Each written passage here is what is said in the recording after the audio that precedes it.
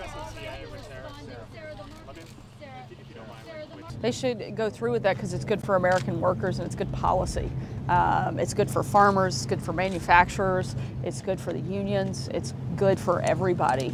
It's a great deal and it's something that we should move forward with. Frankly, we should be able to solve these other problems as well, and we're hopeful that we will. Again, we're going to continue focusing on the national security component here. We want to work with Mexico. That's why the president has been asking for months for Mexico to engage, to step up, to do more. We're going to build the wall, we're going to secure our border, and the president's going to do what's necessary to protect the American people.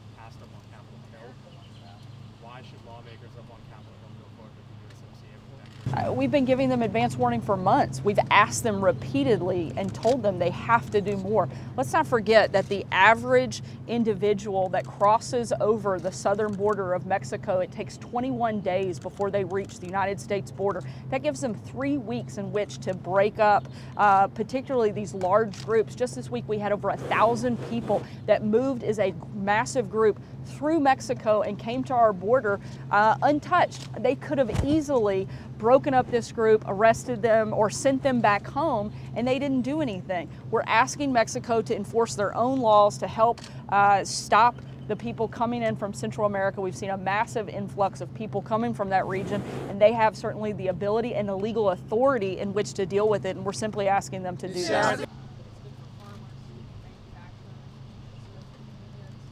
The number one duty that the President of the United States has is national security and to protect Americans. If we don't have security at our border and we don't know who's coming in and we can't process them and we're being totally overrun, as we're seeing the numbers get worse and worse, the President has constitutional obligation to step up and do something. This is truly, and even Democrats are starting to admit, it's a humanitarian and national security crisis and it has to be dealt with. Unfortunately, the president's the only one that's actually stepping up and putting forward things to stop it. Fix the laws and we wouldn't have this problem. Mexico should engage. They're moving in mass groups, mass caravans. They see this, they have the ability to stop it. They also have the legal authority to return them back home, something we don't have here in the United States. This is imperative. If they take that action, it will make a huge difference, and we're simply asking them to do that. There's also a possibility of economic disruption. This is a measured response to the authority that he has. There's case law that supports it from precedent where this has been done in the past. And again, the president is going to fulfill his duty. It would be nice if Congress would fulfill theirs.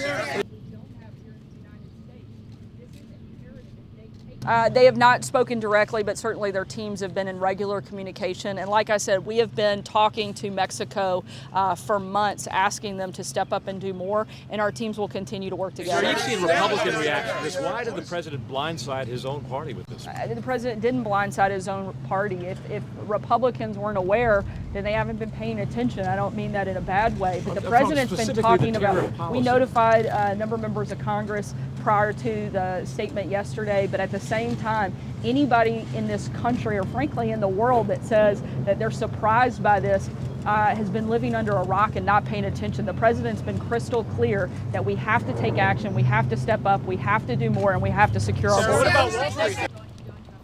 Since he was in Canada yesterday when the president announced it, well before he left.